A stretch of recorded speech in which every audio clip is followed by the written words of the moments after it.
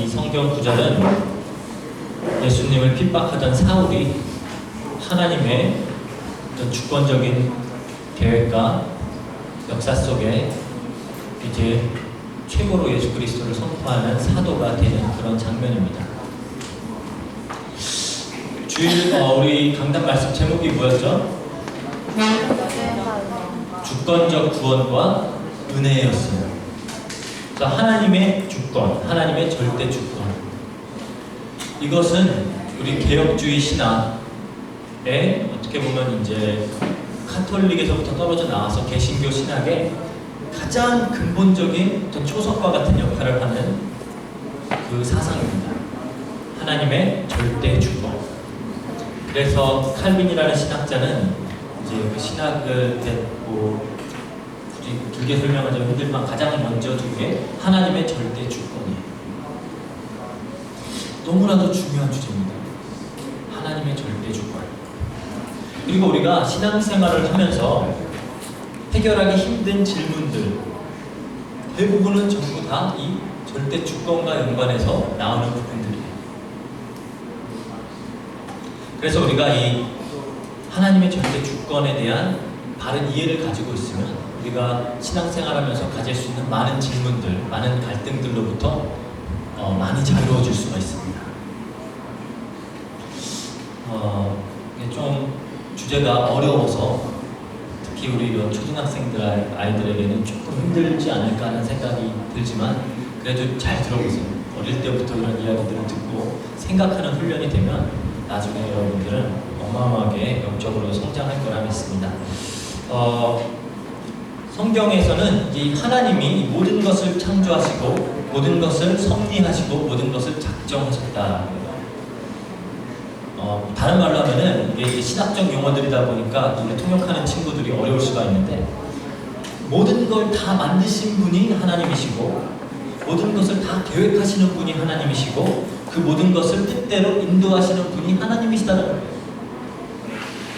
그 하나님의 주권 속에는 우리 지구의 모든 운명과 우리 인생의 생사회복까지 다 생사화복까지 다 포함되는 그런 개념입니다. 그래서 에베소서 1장 1절에서 13절까지 보면은 그런 이야기들이 나와요. 창세 전에 그리스도 안에서 우리를 택했다. 우리를 예정하사 모든 일을 그의 뜻의 결정대로 일하시는 이의 계획을 따라 우리가 예정을 이뤘다. 영어로 이제 예정은 predestined. 미리 하나님께서 정하셨다라는 거죠. 그렇게 성경에서는 미리 우리를 예정했다. 미리 선택했다. 창세 전에 우리를 택했다. 그런 말들이 많이 나와요. 그렇다면 이 말이 무슨 뜻일까? 우리가 이런 말들을 굉장히 운명론적으로 받아들이는 경우가 많아요. 운명론이라고 하면 이미 우리의 모든 운명 사주팔자는 다 정해져 있다. 그래서 그대로만 되어질 뿐이다. 이렇게 이해를 하는 경우가 많아요. 왜냐? 창세 전에 우리가 생각하는 과거에 하나님이 미리 다 정해놓으셨기 때문에 우리의 미래는 하나님이 정하신 그대로만 되어질 것이다. 그렇게 이해를 하는 경우가 굉장히 많습니다. 그리고 이제 합리주의 어떤 철학이 발달했던 그런 시기에는 이신론이라고 하는 그런 사상이 생겨났어요. 이신론 영어로 데이즘이라고 합니다. 무슨 말이냐? 하나님은 시계공과 같아서 이 세상을 시계공처럼 시계공이 시계를 만들듯이 다 만들어 놓고 시계 한 번 만들어 놓으면 시계가 알아서 돌아가잖아요. 거기에 이제 시계를 만든 사람이 시간을 조정하는 데 개입할 필요가 없어요. 그래서 하나님은 모든 것을 계획하고 만들어 놓고 이제는 하나님이 개입하실 필요가 없다라는 거예요.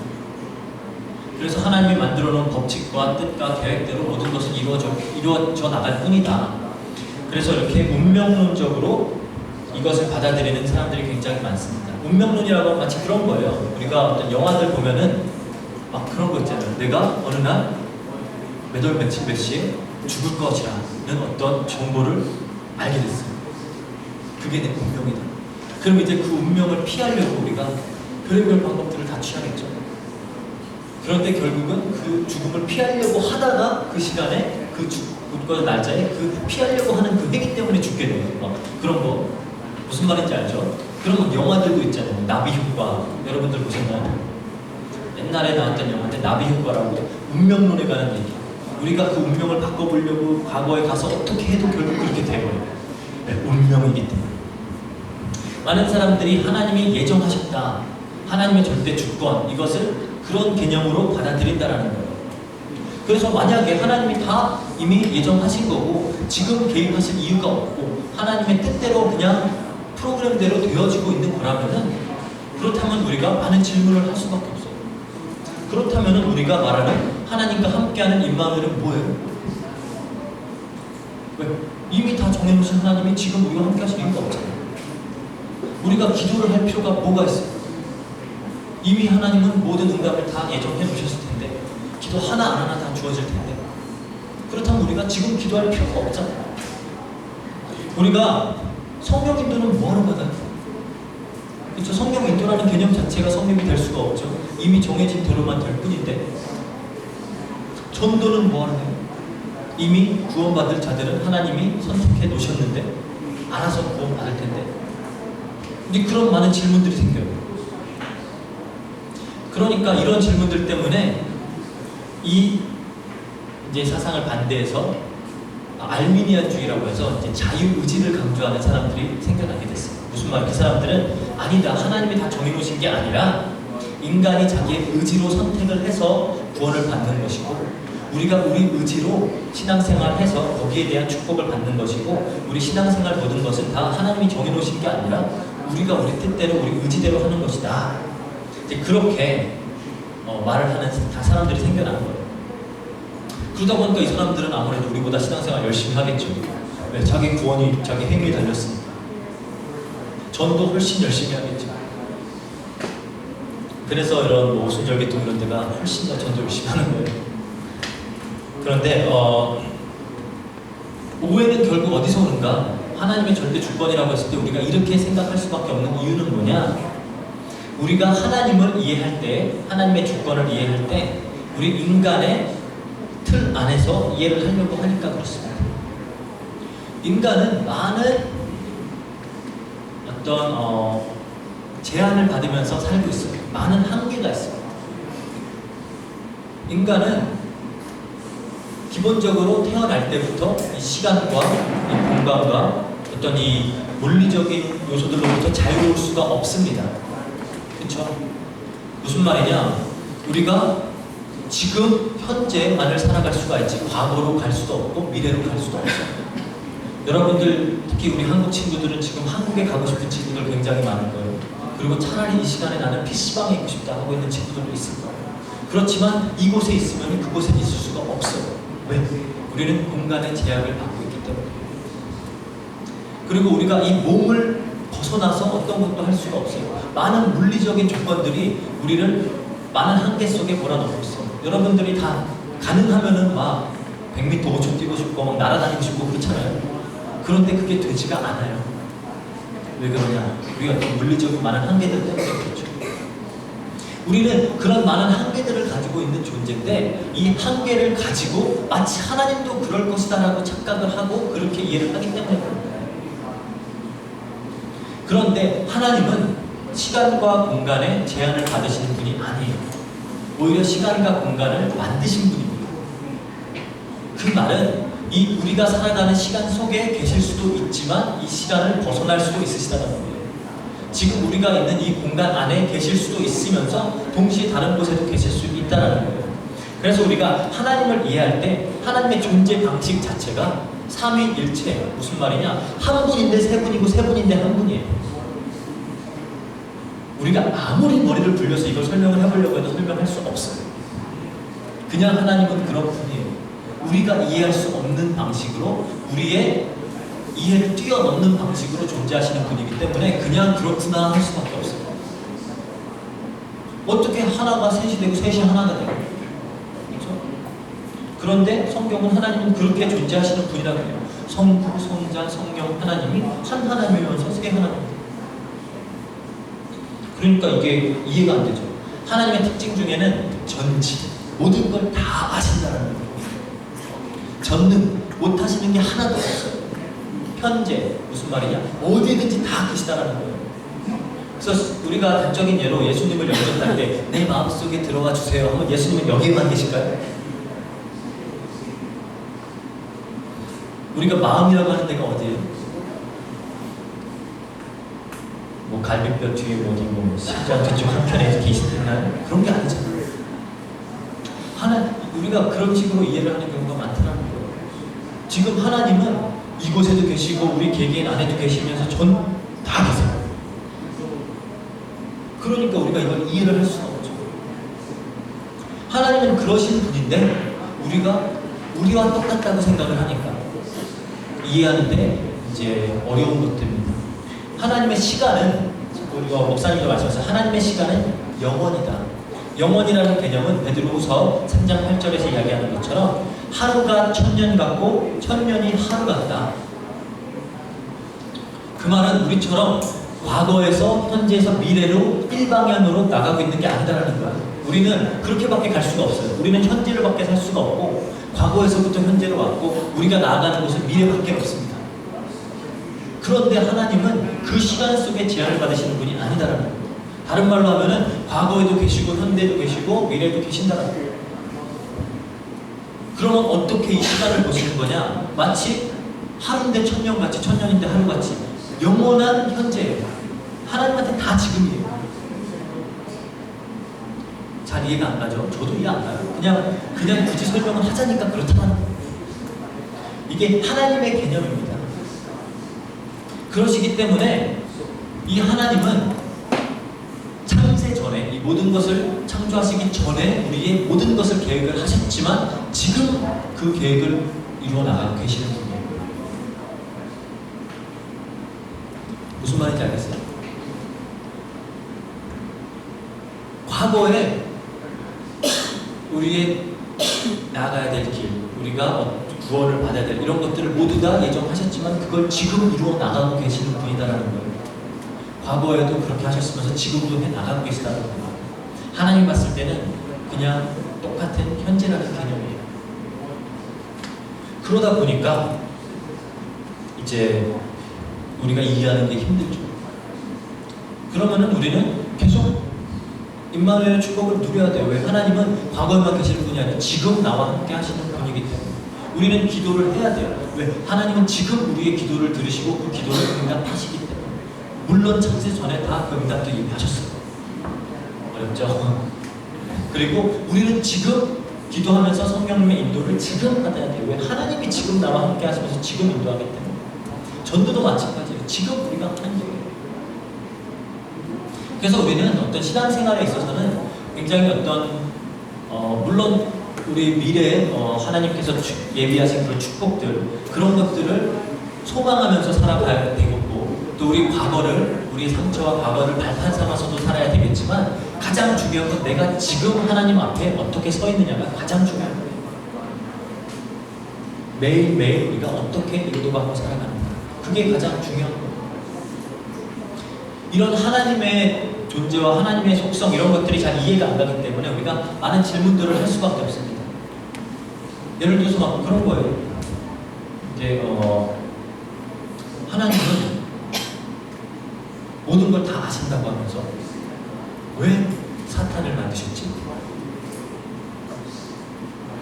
하나님은 선악과를 만드실 때 이미 인간이 그것을 먹고 범죄할 걸 아셨을 텐데, 그럼 왜 선악과를 거기다 만들어 놓으셨지?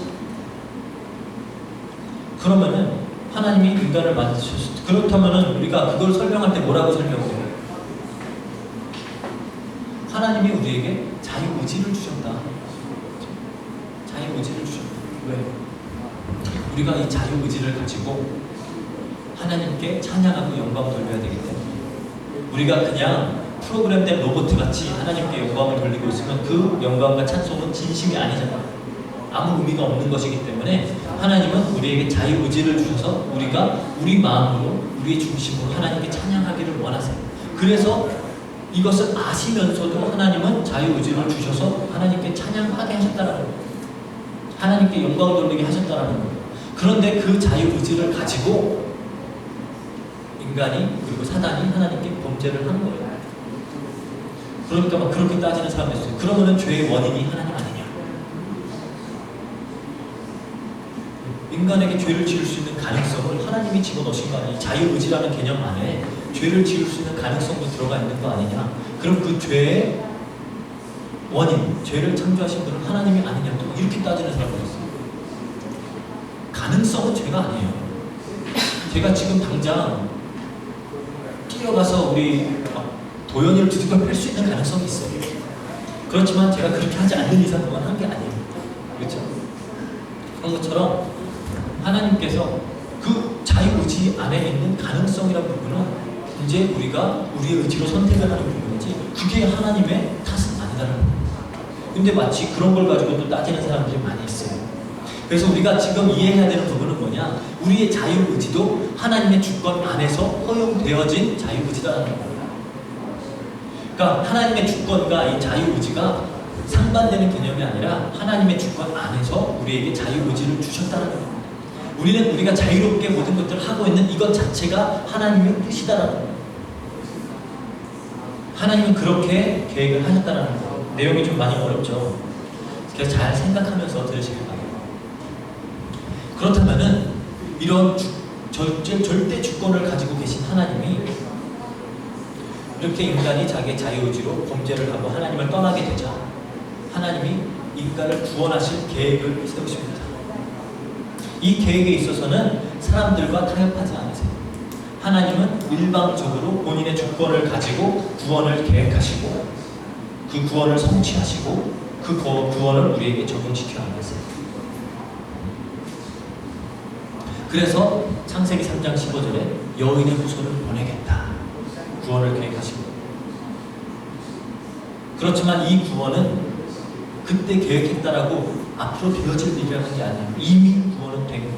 그래서 아브라함은 예수님 2000년 전에 살았지만 예수 그리스도를 믿고 구원을 받았어요. 지금 우리처럼 예수님의 2000년 후에 살고 있는 우리도 예수 그리스도를 믿고 구원을 받아요. 그래서 하나님께서 이 구원을 계획하시고 성취하시고 이것을 적용해 나가신다는 그 개념도 시간차로 해나간다는 개념이 아니에요. 이미 이루어졌다. 그러면서 지금 하고 계시는 거예요. 그런데 이제 하나님께서 그렇게 우리를 구원하실 계획을 가지고 주권적인 은혜로 우리를 구원을 하셨다. 그러니까 또 많은 사람들이 그런 착각들을 해요. 그러면은 복음을 못 들어본 사람들은 어떻게 해요? 그럼 하나님이 너무 불공평한 거 아니에요? 예를 들어서 우리 예전에 한국은 조선시대, 삼국시대 그럴 때 한국 사람들은 예수 그리스도라는 이름 들어본 사람 하나도 없는데 그러면 그렇게 예수님의 이름 들어보지도 못하고 그냥 거기에 태어나서 우상숭배하면서 평생을 살다가 죽었으면은 이 복음을 들어볼 기회도 없이 죽은 거 아니에요? 그러면 너무 불공평한 거 아닙니까? 하나님이 어떻게 그러실 수가 있어요? 이렇게 따지는 사람들이 많이 있어요. 제가 현장에 나가서 아테네오 같은 데서 전도해보면 그런 친구들이 있더라고요. 그러면 이슬람은?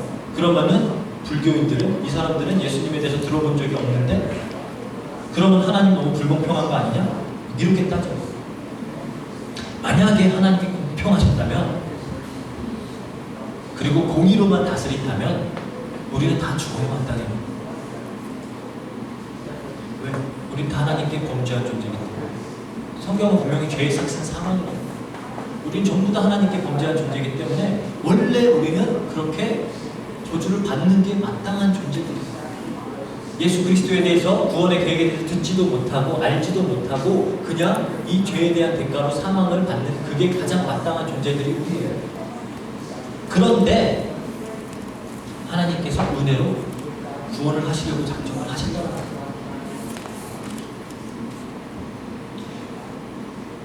우리가 이런 부분들을 좀 알아야 돼요. 또 막 그런 걸 갖고 따지는 사람들이 있더라고요. 하나님 너무 잔인한 거 아니에요? 막 쓰나미 같은 걸로 막 수만 명씩 죽고 이런 자연재해 다클로만 이런 것들로 막 많은 사람들이 죽고 막 그런 아프리카 같은 데 기아 현상으로 그 착한 어린 아이들이 아무것도 먹지 못하고 굶어 죽고 하나님 너무 잔인하지 않나요?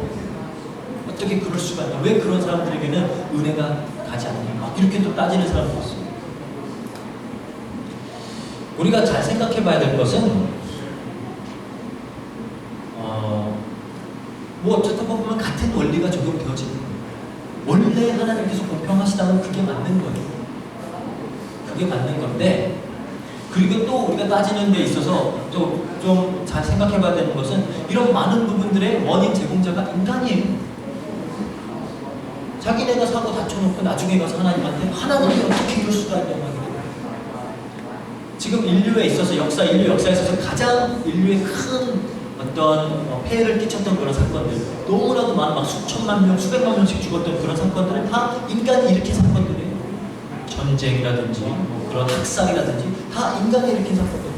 그래놓고 하나님 한 번도 찾지도 않다고, 하나님 마치 없는 것처럼 살다가, 하나님 대적하면서 살다가 꼭 그때 가가지고 하나님은 어디 계십니까? 당신네들이 밀어내고 있었어요. 그런데 그렇게 또 막 따지는 사람들이 굉장히 많아요. 그래서 여러분들이 아셔야 될 것은 하나님은 그럼에도 불구하고 우리를 사랑하시기 때문에 구원을 계획하셨다는 겁니다. 그래서 예수 그리스도를 보내신 것은 하나님의 가장 큰 사랑의 표현이에요. 세계 복음화, 어떻게든지 이 복음은 땅끝까지 선포가 돼서 다 듣게 하려고 하시는 것이 하나님의 계획이에요. 그래서 디모데전서 2장 4절에 보니까 하나님은 모든 사람이 구원을 받으며 진리를 아는 데 이르기를 원하신다. 하나님이 원하시는 건 모든 사람이 이 복음을 듣고 구원받기를 원해요. 문제는 끝까지 거부하는 사람들의 문제입니다. 현장에 나가서 복음 전해보면 굉장히 많아요. 이 복음을 전하는데 끝까지 가고요. 절대 안 들으는 거예요. 심지어 교회 안에 앉아 있으면서도 끝까지 거부하는 친구도 있어요. 하나님은 계속 은혜로 기회를 주시고 또 주시고 또 주시고 또 주시고 하는데 자기는 끝까지 거부하고 있어요. 그래놓고 나중에 자기 인생 꼬이고 막 힘들어지면 어떻게 하나님한테 이러실 수가 있어요? 어떻게 그러시겠냐고. 당연한 결과예요. 그게 차라리 은혜예요. 그래서 오히려 하나님 한번 찾게 하는 거예요. 그래서 우리가 그런 것들을 자세히 좀 생각을 하면서 신앙생활을 해야 됩니다. 하나님은 주권적으로 하나님은 우리를 구원하십니다. 우리가 잘해갖고 구원받는 건 하나도 없어요. 그래서 이제 그 칼빈의 또 신학 사상 중에는 제한적인 속죄라는 이제 리미티드 어토너먼트라고 하는 그런 사상이 있어요. 이 복음이 전해지지만 다 받아들이지 않는다는 거예요. 그렇지만 이 복음을 받고 영접하는 자들, 예수 그리스도를 믿고 하나님 자녀가 되는 자들은 그걸 받는다는 거예요. 이 부분을 우리가 또 알고 봐야 되는 부분입니다. 그래서 하나님은 주권적으로 우리를 구원하시고 주권적으로 이 은혜를 우리에게 베푸시는 거예요. 지금 내가 구원받은 하나님의 자녀라는 그 사실은 전적으로 하나님의 은혜입니다. 우리가 남들보다 더 자격이 있어서 하나님 자녀가 된 게 아니에요. 우리가 남들보다 더 잘나서 하나님 자녀가 된 게 아니에요. 우리가 하나님이 보시기에 더 합당한 사람이라서 구원을 받는 게 전혀 아니다라는 거예요. 우리와는 하나도 상관이 없이 전적으로 하나님이 은혜로 우리를 택하시고 구원하셨다는 거예요. 그럼 우리는 감사해야 돼요. 그래서 성경에 보면 또 칼빈의 교리지만 그런 교리, 무조건적 선택, unconditional selection. 아무 조건 없이 하나님이 우리를 선택하셨다. 그리고 이 은혜를 베푸시는데 이 은혜는 우리가 거부도 할 수 없는 은혜예요. 그래서 영어로는 신학에서는 불가항력적 은혜, irresistible grace, 그렇게 이야기해요. 우리가 믿고 싶어서 믿는 게 아니에요. 하나님이 전적으로 은혜로 그냥 믿게 만드셔서 우리를 믿는 거예요. 그게 하나님이 우리를 사랑하신 방법이라는 겁니다. 그렇게 은혜로 하나님이 구원하신 이후에는 하나님의 자녀는 끝까지 하나님이 붙잡고 책임을 지십니다. 그래서 우리는 이거를 또 신학적인 용어로 성도의 견인이다, perseverance of the saints라고 해요. 하나님이 구원한 사람들을 하나님이 끝까지 붙잡고 책임지신다는 거예요. 그래서 로마서 8장 28절에는 그런 이야기가 나옵니다. 하나님을 사랑하는 자, 곧 그의 뜻대로 부르심을 입은 자들에게는 모든 것이 합력하여 선을 이루느니라. 하나님께서 우리를 선택하셔서 부르셨기 때문에, 하나님의 뜻대로 부르셨기 때문에 때문에 하나님은 지금 나를 인도하시면서 바른 길로 인도하시고 계시다라는 거예요. 거기에 대한 믿음을 우리는 갖고 살아야 되는 거예요. 하나님의 주권적인 구속과 하나님의 주권적인 은혜를 가진 우리들은 이제 하나님이 그 주권적인 인도를 받고 있다는 거예요. 원든 원하지 않든. 그런데 성경은 보니까 모든 것이 다 협력하여 선을 이루게 하시겠다는 거예요. 그렇다면은 지금 여러분들이 처한 현재 이 상황은 하나님께서 여러분들에게 허락을 하셨다는 거예요. 그리고 하나님의 주권 속에 있기 때문에 지금 여러분의 현재가 하나님이 주신 축복이다라는 거예요. 그리고 지금 현재가 하나님께서 선을 이루어 나가시는